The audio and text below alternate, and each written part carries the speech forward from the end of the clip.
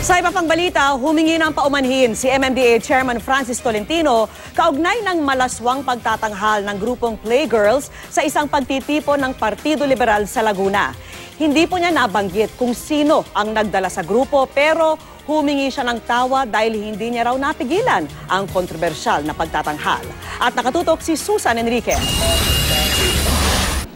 Muli po, pinaabot ko po ang paghingi ng pag-unawa, paghingi ng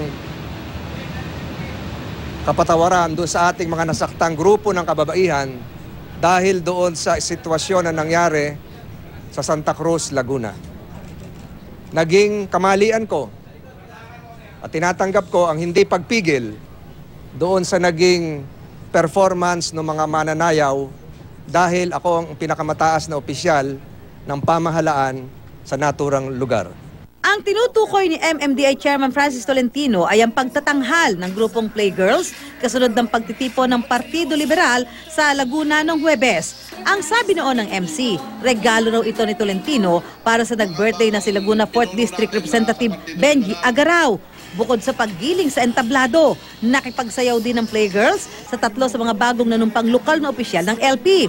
Si LP Standard Bearer Mar Rojas umalis na sa venue bago pa sumayaw ang Playgirls. Humingi man ng paumanhin sa nangyari, walang binanggit si Tolentino sa kung sino ang nagdala sa Playgirls. Hindi ko napigilan ang naturang insidente na sa aking paniniwala at sa paniniwala din ng iba ay ginagawa rin naman araw-araw sa harap ng milyon-milyon sa telebisyon. Nagsorry rin siya sa iba pang nadamay sa insidente. Humihingi ako ng paumanhin sa pamilya ni Congressman Benji Agaraw. Humihingi ako ng paumanhin sa mga kaibigan natin sa Laguna. Humihingi ako ng paumanhin sa aking nanay na nasaktan din. At sa huli, humihingi ako ng paumanhin sa Partido Liberal kay Secretary Mar Rojas na hindi dapat madamay ang kanyang pangalan. Pinapaabot ko naman sa Partido Liberal na alisin na ang pangalan ko sa kinukonsider nilang lineup sa pagkasenador sa 2016. tinanggap ni Pangulong Aquino ang pahayag ni Tolentino at kinumpirmang bumitaw bilang kandidato ng administrasyon sa pagkasenador.